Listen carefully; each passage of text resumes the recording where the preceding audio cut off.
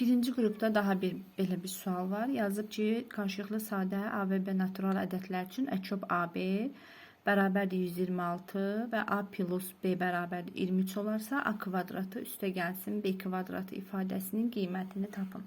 Biz bilirik ki, qarşılıqlı sadə ədədlərin əkobları hasillərinə bərabərdir. Yəni, əkob AB bərabərdir A vurulsun B. İndi biz buradan şərtlərimizi yazaq. AB bərabərdir 126-dırsa, A plus B bərabərdir 23-dür. Yəni, əlimizdə 2 dənə artıq qaydamız var. Yəni, şərtimiz var. İndi bizə veriləni tapırıq. A kvadratı üstə gəlsin B kvadratı bərabərdir.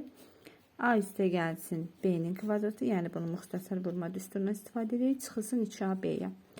Bərabərdir. Bizdə A plus B 23 olduğundan bunun da kvadratı var.